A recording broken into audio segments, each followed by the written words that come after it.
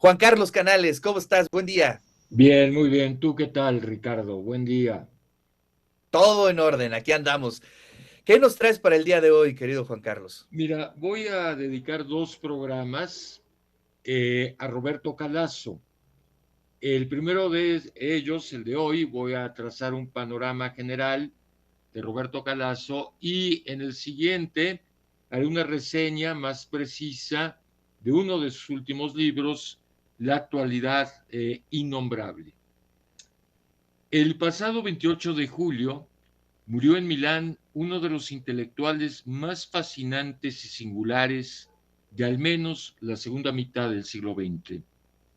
Me refiero a Roberto Calasso. Nacido en Florencia en 1941, el hilo que articula toda su obra es la pregunta por la dimensión irracional de la condición humana. Pero subrayo, irracional no en un sentido peyorativo, sino como una vía alternativa de conocimiento. Desde ahí que Calasso pudiera desplegar una obra por vastos caminos que van desde Loco Impuro, su primer libro en 1974, sobre el caso Schreber. Schreber fue un caso que atrapó a la intelectualidad de principios de siglo, fue el presidente del Tribunal de Apelaciones de Dresde, que precisamente a principios de siglo sufre un proceso psicótico en el que cree que Dios lo quiere transformar en mujer para, para crear una nueva raza humana.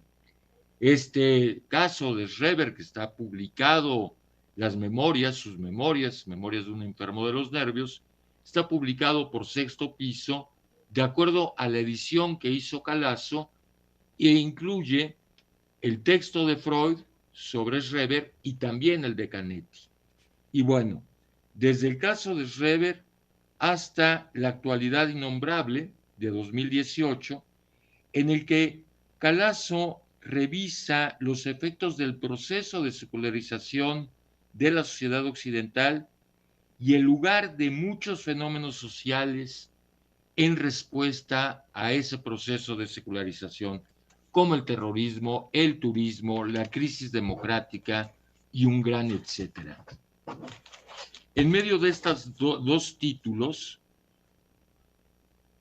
obras que son ya clásicas del pensamiento contemporáneo, Calasso desplegó una obra inmensa cuantitativa y cualitativamente, como Las ruinas de Cash, Las bodas de Cadmo y Armonía, Los 49 escalones, La literatura y los dioses, La locura que viene de las ninfas y El ardor, en las que indaga distintas dimensiones míticas como la griega, la hinduista, la védica, la talmúdica e incluso la africana.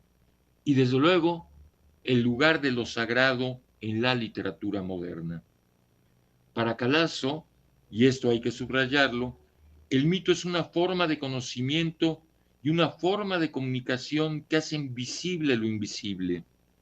A través del mito se revela la condición humana del modo más profundo, condición que ha quedado excluida de otras formas de saber derivadas de la razón moderna y de la ciencia, y de una sociedad que ha perdido el vínculo con la otredad, con un orden que al mismo tiempo que la contiene, la rebasa,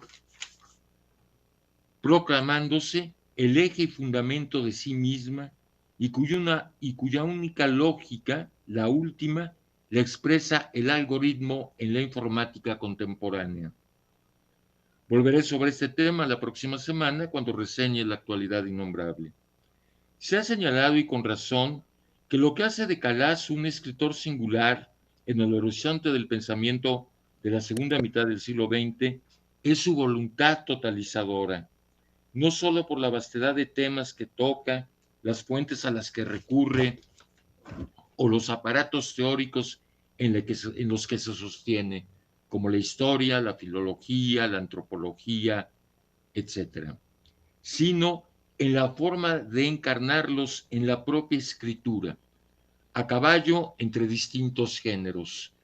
Es decir, Calazo es, en ese sentido, uno de los grandes ensayistas del siglo XX. Otra faceta que no podemos pasar por alto de Roberto Calazo es su tarea como editor